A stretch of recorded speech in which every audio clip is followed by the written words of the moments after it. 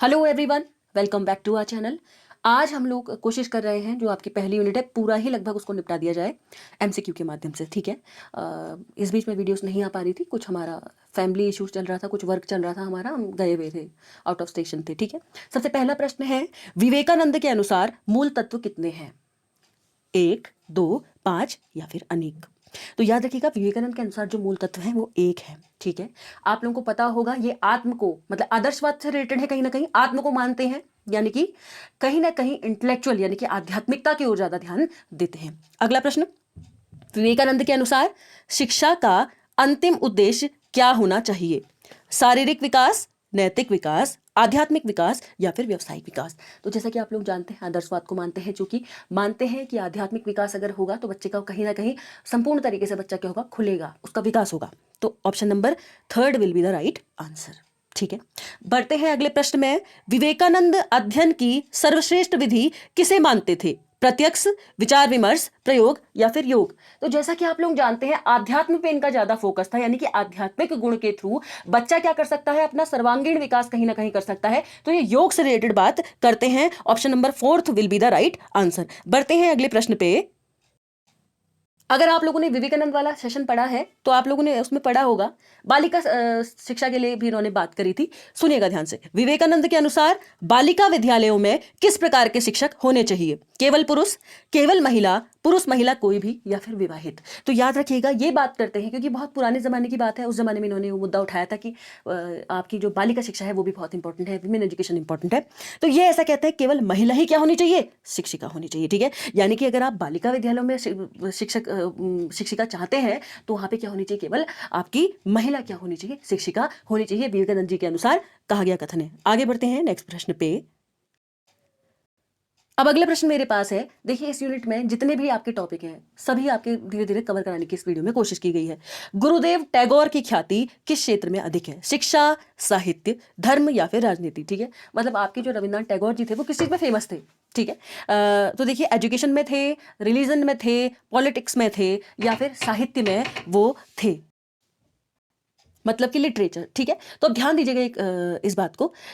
आप लोगों को सभी को अच्छे से पता है, अगर आपने टैगोर वाली वीडियो देखी है, रविन्द्रनाथ टैगोर जी जो हैं, गीतांजलि पुस्तक इनकी बड़ी फेमस है जिसके लिए इन्हें नोबेल भी प्राप्त हुआ। चांडालिका इनकी बहुत प्रमुख पुस्तक, पोस्ट ऑफिस इनकी बहुत प्रमुख पुस्तक। पोस्ट ऑफिस है कि पोस्टमैन है, जरूर कमेंट करिएगा। साहित्य के क्षेत्र में इन्हें बहुत ज़्यादा जाना माना गया है। क्यों? क्योंकि इन्होंने बहुत सारे काम किए हैं, कविताएं लिखी हैं, कई तरीके की कविताएं लिखी हैं, साथ ही साथ कई उपन्यास वगैरह, इन सारी चीज़ों में भी इनका क्या है, योगदान रहा है। बढ़ते हैं अगले प्रश्न पे। अगला प्रश्न है, गुरुदेव टैगोर पर सर्वाधिक प्रभाव किसका था? वेद, उपनिषद, गीता या फिर पुराण?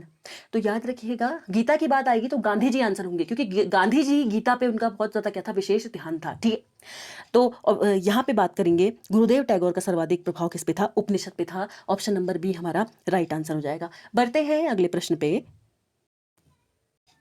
टैगोर धर्म को किस रूप में स्वीकार करते थे? पूजा पाठ, मानव सेवा, कर्मकांड या ईश्वर भक्ति? तो याद रखिएगा, जैसे कि आप लोगों को पता ही होगा, जो साहित्य प्रेमी होगा, भाई साहित्य प्रेमी कभी भी किसी भी तरीके के मतलब एक तरीके से आप कह सकते हैं गलत चीज को सपोर्ट ना करते हुए प्राकृतिक रूप में ज्यादा क्या होगा, नेचुरलिस्ट भी थे, प्रकृतिवादी थे, ये भी आप याद रखेंगे इनकी जो सोच थी। तो मानव सेवा पे क्या करते थे?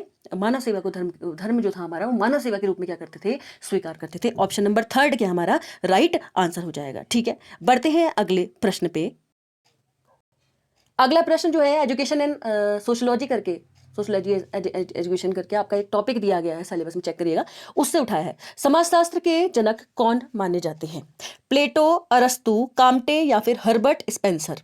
ठीक है, तो कौन माने जाते हैं इनमें से? जरूर पॉज कीजिएगा और आंसर दीजिएगा। काम्टे जो है इसका राइट आंसर है। ठीक है, काम्टे को क्या माना जाता है? समाजशास्त्र का जनक माना जाता है। ठीक है, और लास्ट में जरूर बताइए आपका स्कोर कितना रहा। अगर आपका इसमें अच्छा स्कोर रह रहा है इस क्वेश्चन में, जितने भी क्वेश्चन की सीरीज चल रही है, तो आप लोग समझिए पेडागोगी आपकी बहुत अच्छी चल रही है। ठीक है, फर्स्ट यूनिट की।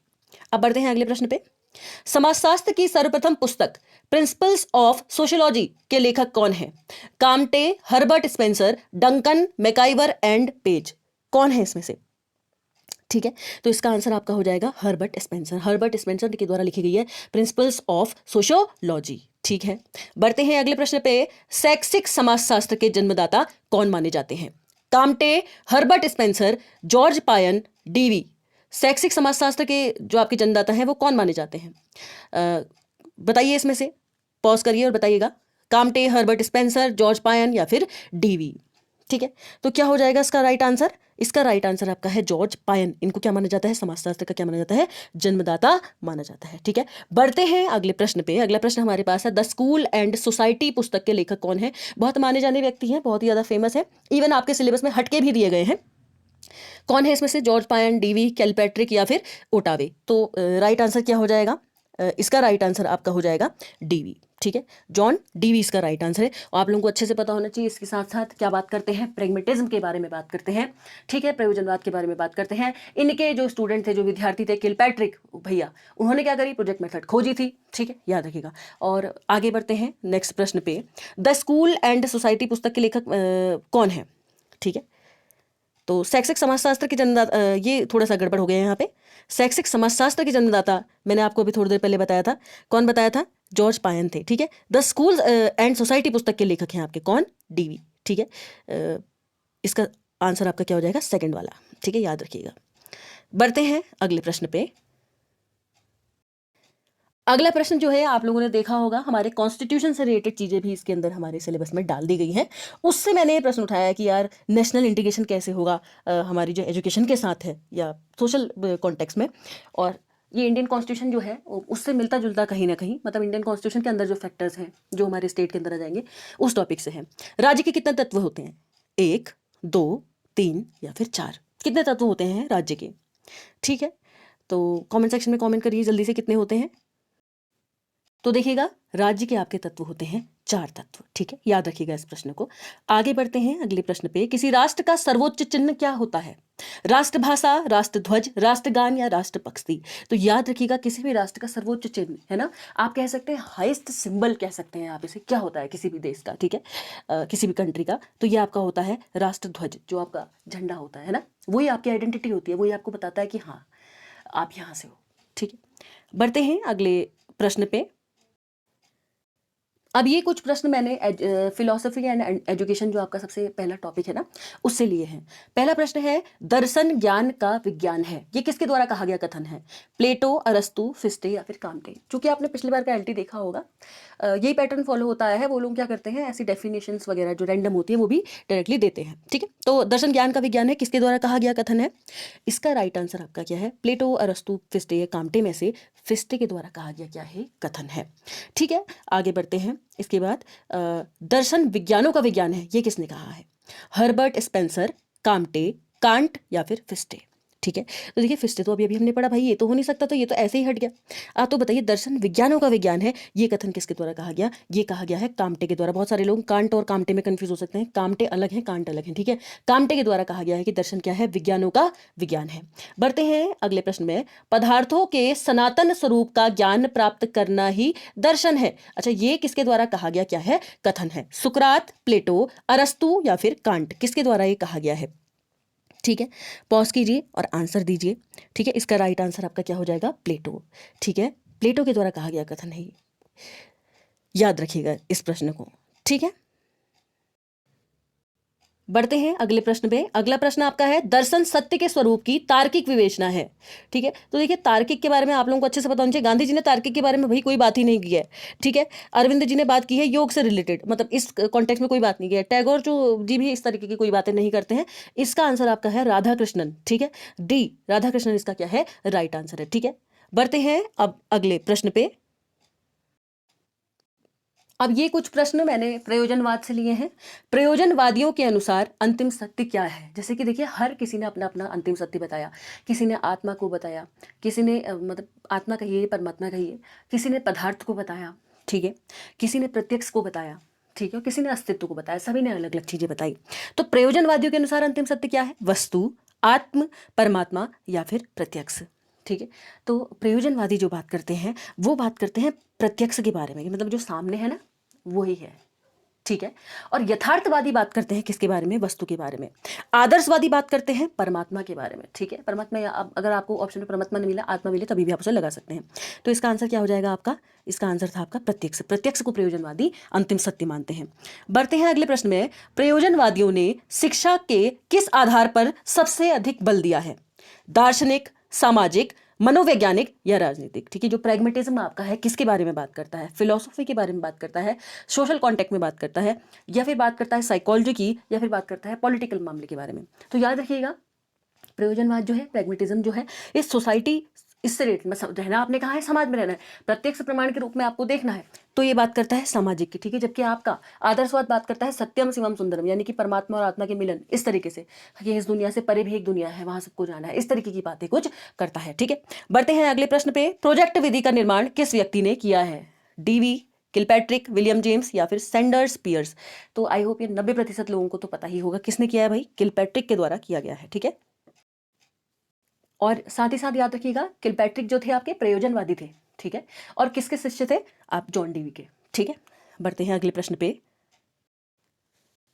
प्रयोजनवादी किस प्रकार के अनुशासन पर बल देते हैं, दमनात्मक, प्रभावात्मक, मुख्यात्मक या स्वानुशासन। प्रयोजनवादी जो होते हैं वो कौन सा तरीके के, आपका जो एक तरीके से कह सकते हैं अनुशासन है, डिसिप्लिन है, उसको मानते हैं। याद रखिएगा आदर्शवादी तो थोप देते हैं, मतलब एक तरीके से टीचर क्या है, ऑटोक्रेटिक वहाँ पे है, टीचर ही क्या करता है, सारा काम करता है। टीचर को डंडा भी पकड़ सकता है, मतलब टीचर क्या करता है, ऑपरेट करता है एक तरीके से। अब डंडा यहाँ पे कहने का मतलब ये वो शब्दों के रूप में भी हो सकता है, या मतलब टीचर इंस्ट्रक्शन वहाँ पे प्रॉपर देता है। यहाँ पे स्वानुशासन की यानी कि सेल्फ डिसिप्लिन की बात करते हैं प्रैग्मेटिज्म में, ठीक है। याद रखिएगा प्रभावात्मक टाइप का कोई भी डिसिप्लिन दुनिया में होता नहीं है, तो स्वानुशासन यानी कि सेल्फ डिसिप्लिन की बात क्या करते हैं, प्रयोजनवादी करते हैं। अब ये जो आगे प्रश्न स्टार्ट हो रहे हैं, ये यथार्थवाद जो आपके सिलेबस में डाला गया है, रियलिज्म, उससे रिलेटेड प्रश्न है, ठीक है। क्योंकि ये बात करता है पदार्थ की, याद रखिएगा बात करता है पदार्थ से रिलेटेड, इसलिए पदार्थ से ही रिलेटेड। भाई जब बातें पदार्थ की करता है तो उसके अंदर जितने भी दार्शनिक आएंगे सब बात किसके करेंगे, पदार्थ से जुड़ी मुड़ी बात करेंगे, ठीक है। थेल्स के अनुसार जगत की उत्पत्ति किस तत्व से हुई है, ठीक है। थेल्स मतलब क्या कहना चाहते हैं कि कौन सा ऐसा तत्व है जिससे ये पूरा दुनिया बनी हुई है, जल, अग्नि, वायु या फिर आकाश, ठीक है। पॉज कीजिए और आंसर दीजिएगा। तो याद रखिएगा जल, अग्नि, वायु या आकाश में से थेल्स के अनुसार जल क्या है जिससे इस जगत की उत्पत्ति हुई है। देखिए सभी जनों ने अलग अलग माना है, किसी ने अग्नि को प्रायिकता दी, किसी ने जल को कहा, ठीक है। आगे बढ़ते हैं। हेराक्लिट्स के अनुसार जगत का मूल तत्व क्या है, जल, वायु, अग्नि या फिर आकाश। तो देखिए थेल्स के अनुसार तो जल था, लेकिन हेराक्लिट्स के अनुसार इन्होंने बात करी अग्नि की, यानी कि आपकी जो आग है वो क्या है, मूल तत्व है, ठीक है। बात करते हैं अगले प्रश्न की। इरेसमस किस प्रकार के यथार्थवाद के पोषक थे, मानवतावादी, सामाजिकतावादी, ज्ञानेंद्रिय या किसी के नहीं। तो ये जो इरेसमस थे ये बात करते थे, ये मतलब इनका जो यथार्थवाद था वो ज्ञानेंद्रिय रूप से क्या था, सक्रिय था, या ज्ञानेंद्रियों की बात किया करते थे, ठीक है। बढ़ते हैं अगले प्रश्न पे। इस प्रश्न से आपको बिल्कुल ही क्लियर हो जाएगा कि यथार्थवाद एक्चुअल में है क्या। प्रश्न है यथार्थवाद के अनुसार अंतिम सत्य क्या है, प्रकृति, पदार्थ, आत्मा या फिर परमात्मा। अब आई होप ये सभी बच्चों को आ रहा होगा क्वेश्चन, ठीक है। तो पदार्थ की बात करते हैं, क्योंकि देखिए आप लोग खुद देख रहे हैं यहाँ ऊपर बात कर रहे हैं हम, ये जो इतने भी तत्व हैं, घटक हैं, उनके बारे में बात करें तो पदार्थ के बारे में कहीं ना कहीं ये बात करता है, मैटर के बारे में बात करता है, ठीक है। बढ़ते हैं अगले प्रश्न पे। अगला प्रश्न हमारे पास है ये आप जॉन डीवी जो थे, क्योंकि जॉन डीवी का शिक्षा दर्शन भी हमारे सिलेबस में है, उनसे क्वेश्चन है प्रोजेक्ट प्रणाली का विकास किसने किया, विलियम जेम्स ने, डीवी ने, किलपैट्रिक ने या इनमें से कोई नहीं। तो सभी लोगों को पता होगा किलपैट्रिक के द्वारा किया गया। अगला है डीवी मूल रूप से किस प्रकार के नैतिकता के हामी थे, प्राकृतिक, सामाजिक, आध्यात्मिक या इनमें से कोई नहीं। अब मैं होप करती हूँ ऐसा कि आप ये सभी लोगों को आ रहा होगा, क्योंकि ये क्या करते थे, प्रयोजनवादी थे। और प्रयोजनवाद भाई किस पे निर्भर है, पूर्ण रूप से सामाजिकता पे निर्भर है। सामाजिक तत्वों को क्या मानता है, सर्वे सर्वा मानता है, ठीक है। तो ऑप्शन नंबर 2 क्या हो जाएगा, राइट आंसर। बढ़ते हैं अगले प्रश्न पे। अगर सेशन अच्छा लग रहा हो तो लाइक, शेयर, कमेंट और सब्सक्राइब करते रहिए, सो दैट हम मोटिवेट हों और बहुत अच्छा अच्छा कंटेंट लाएं, ठीक है। अगला प्रश्न, जॉन डीवी किस देश के निवासी थे, इंग्लैंड, अमेरिका, जर्मनी या हॉलैंड। तो याद रखिएगा जॉन डीवी अमेरिका के रहने वाले थे, ठीक है। अगला क्वेश्चन है डीवी का सीखने का आधार, मतलब डीवी सीखने का आधार किसे मानते थे, ज्ञानेंद्रियों को, बुद्धि को, आत्मा को या क्रिया को। तो आई होप ये सभी को आता होगा। आत्मा को तो बिल्कुल नहीं मान सकते भाई, क्यों नहीं मान सकते, क्योंकि आत्मा की बात करते हैं कौन कौन बात करते हैं आत्मा की, आदर्शवादी, आइडियलिस्ट। ज्ञानेंद्रियों की बात भी नहीं करते, क्योंकि ज्ञानेंद्रियों की बात करते हैं यथार्थवादी, रियलिज्म वाले लोग, ठीक है। बुद्धि को देखिए, बुद्धि के बारे में इन्होंने, इंटेलिजेंस के बारे में स्पेसिफिक कोई भी बात नहीं की। ये मानते हैं सीखने का आधार लर्निंग बाय डूइंग, डीवी के द्वारा ही लर्निंग बाय डूइंग या एक्टिविटीज से या प्रॉब्लम सॉल्विंग मेथड से, इस तरीके की बातें जहां भी आती है वहां जॉन डीवी आते हैं, ठीक है। तो ऑप्शन नंबर डी यानी कि क्रिया को क्या मानते हैं, आप एक तरीके से कह सकते हैं सीखने का आधार मानते हैं, ये क्या हो जाएगा हमारे एकदम सही आंसर, ठीक है। बढ़ते हैं अगले प्रश्न पे। चूंकि गांधी जी हमारे इसमें डाले गए हैं तो अगले हम मेरे प्रश्न है गांधी जी से, ठीक है। सबसे पहला प्रश्न है, गांधी जी के ऊपर सबसे अधिक प्रभाव किसका था? वेद, उपनिषद, गीता या फिर रामायण? आई होप ये सभी को अब आ रहा होगा। मैंने पहले भी बात करी थी गीता के बारे में। गांधी जी क्या करते थे, बहुत ज़्यादा इन्होंने गीता का अध्ययन किया। गीता के अध्ययन के बाद इन्होंने बहुत सारे तत्व जो गीता से थे वो लिए, ठीक है। राम राज्य की बात करते थे गांधी जी। वर्धा कमेटी आपको याद होनी चाहिए, ठीक है। साथ ही साथ आप लोगों को याद होना चाहिए बेसिक एजुकेशन, आपको याद होनी चाहिए बेसिक शिक्षा प्रणाली। साथ ही साथ आपको याद होना चाहिए व्यवसायीकरण यानी कि वोकेशनलाइजेशन ऑफ एजुकेशन। इसके बारे में भी गांधी जी के द्वारा ही क्या की गई है, बात की गई है। काठियावाड़ पोरबंदर में क्या हुआ है, इनका जन्म हुआ है, ये भी आई होप आप लोगों को सभी को याद ही होगा, ठीक है। 2 अक्टूबर को है ना। तो पूरा नाम क्या है, मोहनदास करमचंद गांधी। तो वेद, उपनिषद, गीता या रामायण? तो गीता क्या हो गया इसका एकदम सही आंसर हो गया भाई। गीता के बारे में क्या करते थे, बात करते थे। अगला प्रश्न है, गांधी जी के अनुसार भक्ति का वास्तविक रूप क्या है? मतलब क्या रियल फैक्टर है क्या आखिरकार कि भक्ति किस तरीके की होनी चाहिए? पूजा पाठ, कर्मकांड, भजन कीर्तन या फिर मानव सेवा? देखिए एक प्रश्न आता है, बड़ा फेमस प्रश्न है, नेट में बहुत बार ये यूजी में बार बार रिपीट हुआ है कि बताइए गांधी जी जो है उनका नेचर कैसा था, वो कौन सी फिलॉसफी को मानते थे, तथा क्या वो मतलब किस तरीके की मेथड वो यूज़ करते थे? तो इसका आंसर बहुत सारे लोगों को पता भी होगा। मानते थे आदर्शवाद को, है ना कहीं, और पढ़ाई की प्रणाली में प्रैग्मेटिज्म को यूज़ करते थे और वैसे नेचुरलिज्म को भी सपोर्ट करते थे, ठीक है। तो इसका आंसर क्या हो जाएगा भाई? इसका आंसर हो जाएगा मानव सेवा, ठीक है। क्योंकि गांधी जी जो हैं, गांधी जी तो बड़ी सिंपल बातें करते हैं, जॉब हॉप से रिलेटेड कोई बातें नहीं करते हैं। मतलब जॉब हॉप से रिलेटेड कहने का मतलब ध्यान से समझिएगा, वोकेशनलाइजेशन की बात तो करते हैं, व्यवसायीकरण की बात करते हैं कि बचपन से ही आप आर्ट एंड क्राफ्ट सिखाइए, सारी चीज़ें सिखाइए। यहाँ पे ध्यान दीजिएगा, क्या किसकी बात नहीं करते हैं, बात ये नहीं करते हैं इन्होंने ना इंजीनियरिंग वगैरह या फिर कुछ ऐसे बड़े बड़े कोर्सों के बारे में कुछ नहीं कहा। इन्होंने कहा जब आप बच्चों को पढ़ा रहे हो तो आर्ट एंड क्राफ्ट ये वाली स्किल बच्चों को सिखाओ, ताकि वो क्या कर सके, उसी टाइम बहुत सारे मतलब बच्चा पढ़ते पढ़ते बहुत सारी स्किल सीख सके, एटलीस्ट बाद में कुछ खा पी सके उससे, है ना। और क्या करा, स्वदेशी चीज़ों पे ही ज़्यादा जोर डाला। जैसे कि आप लोगों को पता भी होगा, ये क्या बोलते हैं, चरखा वगैरह, ये सारी चीज़ों का बहुत प्रमोशन भी उस टाइम पे हुआ था। बढ़ते हैं आगे। अगला प्रश्न मेरे पास है, गांधी जी ने अपने एकादश व्रत में अहिंसा को किस स्थान पर रखा है? मतलब गांधी जी ने एकादश व्रत जो था उनका, उसको अहिंसा के किस स्थान पर रखा? प्रथम, द्वितीय, तृतीय या फिर पंचम? ठीक है, तो इसका आपका आंसर क्या हो जाएगा? द्वितीय। सेकंड क्या है आपका इसका राइट आंसर है, ठीक है, याद रखिएगा। बढ़ते हैं अगले प्रश्न पे। अगला प्रश्न है, गांधी जी ने अपनी राष्ट्रीय बेसिक शिक्षा योजना कब प्रस्तुत की? क्योंकि मैंने आप लोगों को बताया था बेसिक शिक्षा गांधी जी से क्या है रिलेटेड है, बहुत ही महत्वपूर्ण ये प्रश्न है पेपर की दृष्टि से, ठीक है। याद रखिएगा बेसिक एजुकेशन किसके द्वारा दी गई है, गांधी जी ने इसके बारे में बात करी है। 1937, 1938, 1947 या 1948? ठीक है, इसका आपका आंसर हो जाएगा 1937। ऑप्शन नंबर फर्स्ट क्या है आपका एकदम सही आंसर, ठीक है। तो आप लोगों को आई होप ये चीज़ें समझ में आ रही हो, एकदम कोई कन्फ्यूजन इनमें ना हो रहा हो। बढ़ते हैं अगले प्रश्न में। आपने कमेंट सेक्शन में ज़रूर बताइएगा आपके कितने आंसर आ रहे हैं सही, ठीक है। अगला प्रश्न है, रूसो मूल रूप से किस देश के निवासी थे? तो रूसो से के जीवन काल से लिया गया प्रश्न है, ठीक है। उन्होंने शिक्षा में क्या क्या काम किया और कहाँ से थे, ये सब। सबसे पहला है कि देखिए, स्विट्जरलैंड के थे, इंग्लैंड के थे, हॉलैंड या फिर पोलैंड? तो रूसो कहाँ के निवासी थे? देखिए रूसो जो आपके थे वो थे स्विट्जरलैंड के निवासी। ऑप्शन नंबर ए क्या हो जाएगा आपका राइट आंसर हो जाएगा, ठीक है। बढ़ते हैं अगले प्रश्न में। रूसो के शिक्षा संबंधी विचार मुख्य रूप से किस पुस्तक में मिलते हैं? सोशल कॉन्ट्रैक्ट, एमिल, कन्फेशंस या फिर है न्यू हेलेयस? ठीक है, तो देखिए याद रखिएगा, इनकी बड़ी फेमस किताब है सोशल कॉन्ट्रैक्ट, और एमिल तो ज़्यादा ही इनकी, एमाइल भी इसको इंग्लिश में प्रोनाउंस करते हैं, बहुत फेमस किताब इनकी है, ठीक है। तो देखिए इन्होंने शिक्षा संबंधी विचार जो दिए थे वो एमिल वाली जो इनकी पुस्तक थी, आप लोगों ने याद भी आप लोगों को होगा। इनके अगर जीवन की से रिलेटेड आप चीज़ों की बात करेंगे तो इन्होंने देखिए स्त्री शिक्षा के बारे में ज़्यादा बात नहीं करी, क्योंकि इनके साथ इनकी लाइफ में थोड़ा बुरा हुआ था। बुरा मतलब इन द सेंस ऑफ इनकी मदर नहीं थी, तो अब अपब्रिंगिंग इनकी थोड़ा अच्छे तरीके से नहीं हो पाई, तो वुमेन एजुकेशन के बारे में इन्होंने बात नहीं की। इनके अकॉर्डिंग ऐसा मानना है इनका कि देखिए औरत को एक इस तरीके की शिक्षा दीजिए कि वो क्या करे, होम साइंस वगैरह की शिक्षा दीजिए, वैसे प्रॉपर पढ़ाने वाली शिक्षा मत दीजिए। मैन क्या करेगा वहाँ पे, ऐसा कार्य करेगा कि वो कमा के लाएगा, ये सब, ठीक है। तो ये थोड़ा नेगेटिव फैक्टर है इनका, पेपर के नज़रिए से इंपॉर्टेंट है, इसलिए मैंने आपको बता दिया।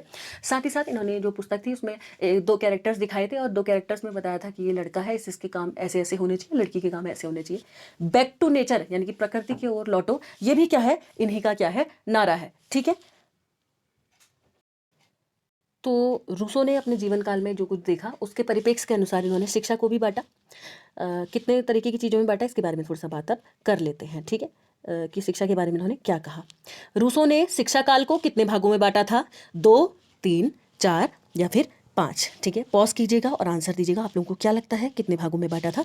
देखिए 4 भागों में इन्होंने क्या करा था, बांटा था। ठीक है, आई होप आप लोगों को याद हो रही हो चीज़ें। बढ़ते हैं अगले प्रश्न पे। देखिए नेगेटिव शब्द का इन्होंने प्रयोग किया था। नेगेटिव एजुकेशन के बारे में कुछ बात की थी क्या? ज़रूर बताइएगा कमेंट में। किया था? याद रखिएगा इस पॉइंट को, बहुत इंपॉर्टेंट लाइन है। ठीक है, इन्होंने ही करी थी, उसके बारे में बात थी। अगला है, रूसो शिक्षा को किसके नियंत्रण में रखना चाहते थे? राज्य, चर्च, समाज या किसी के नहीं? आप लोगों को पता होना चाहिए अच्छे से। बैक टू नेचर यानी कि प्रकृति की ओर लौटो। प्रकृति की गोद में बच्चा रहेगा, वहां से खेल के सीखेगा, इसके बारे में बात करते थे। तो ये क्या कहते थे, बच्चे पे कोई दबाव मत डालो, उसको कुछ किसी की गोद में डालने की आपको जरूरत नहीं, किसी को परेशान करने की जरूरत नहीं। प्रकृति की गोद में बस उसको डाल दो, प्रकृति में से छोड़ दो, वही उसको पनिशमेंट, मतलब जो भी उसकी चीजें होंगी वहीं उसके साथ होगा। पनिशमेंट के बारे में भी ऐसा कोई बात नहीं करते, मतलब प्रकृति ही जो भी करेगी वही उसके लिए सही होगा, ये इसके बारे में बात करते हैं। तो किसी के नहीं नियंत्रण में ये रखना चाहते थे। ठीक, याद रखिएगा इस चीज को भी। बढ़ते हैं अगले प्रश्न पे,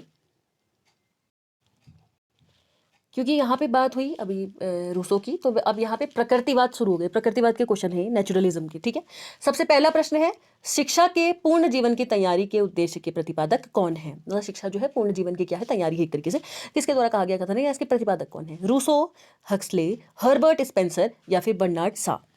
ठीक है, कौन है, बताइए, इसका आंसर दीजिए कमेंट में। तो इसका राइट आंसर जो है वो है हर्बर्ट स्पेंसर। ठीक है, ये बात करते हैं शिक्षा के, मतलब शिक्षा जो है पूर्ण जीवन की क्या है, संपूर्ण जीवन की तैयारी है एक तरीके से। बढ़ते हैं अगले प्रश्न पे, और चूंकि आप लोगों को पता ही है किस कॉन्टेक्स्ट में बात हो रही है, तो प्रकृतिवादी एक तरीके से थे। ठीक है, सभी लोग प्रकृतिवादी रहे होंगे। अगला प्रश्न है, प्रकृति की ओर लौटो का नारा किस व्यक्ति ने दिया है? बहुत ही महत्वपूर्ण प्रश्न, बहुत पेपरों में आया है। रूसो, हर्बर्ट स्पेंसर, हक्सले या बर्नार्ड शॉ? तो आपको बताया ही मैंने अभी थोड़ी देर पहले, रूसो क्या है इसका राइट आंसर है। बढ़ते हैं अगले प्रश्न में, अनुशासन के सुख दुख के सिद्धांत के प्रतिपादक कौन है? रूसो, हर्बर्ट स्पेंसर, हक्सले या बर्नार्ड शॉ? मतलब अनुशासन जो होना चाहिए, मतलब उससे मिलने वाले सुख या दुख, इस तरीके के सिद्धांत किसने दिया है, या इसके बारे में आप कह सकते हैं एक तरीके से बात किसने की है? तो ये बात भी किसने की है भाई? हर्बर्ट स्पेंसर के द्वारा क्या हुई है, ये बात कही गई है। ठीक है,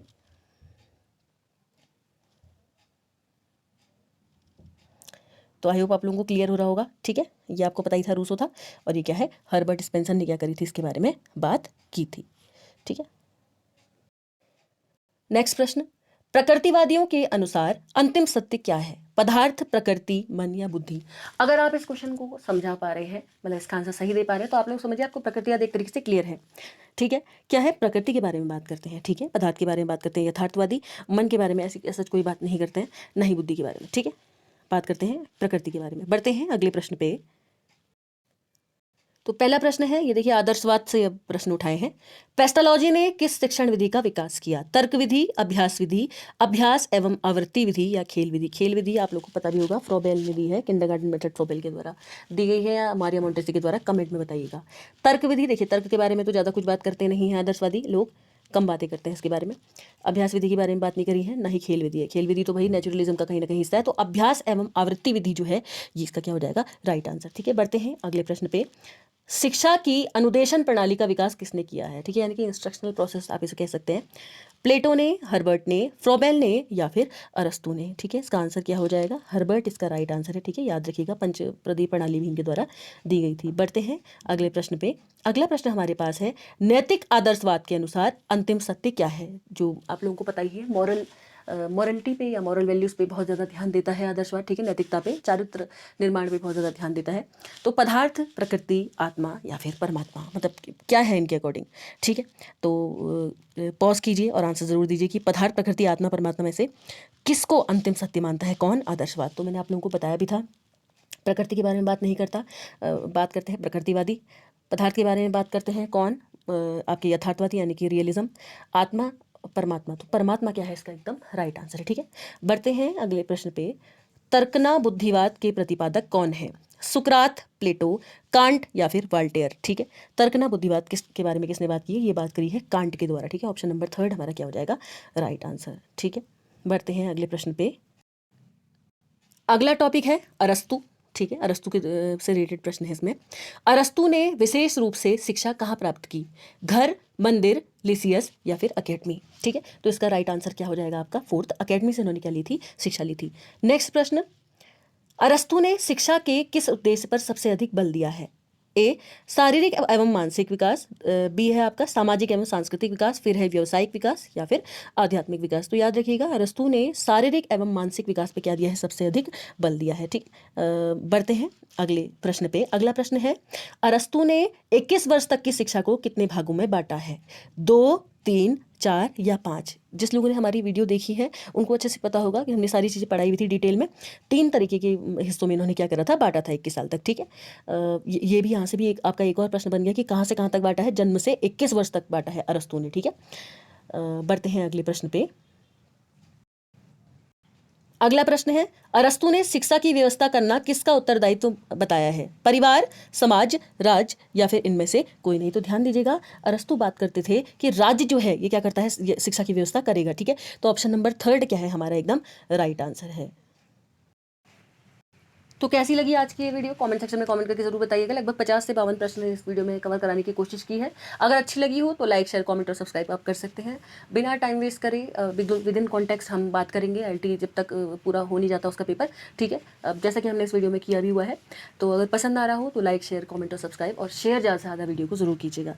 ठीक है, अब आप लोग मुझे कमेंट सेक्शन में बता दिए कौन सी यूनिट को में आपको वीडियो चाहिए। बेहतर से बेहतर आपको उसमें क्वेश्चन मिल जाएंगे। ठीक है, थैंक यू।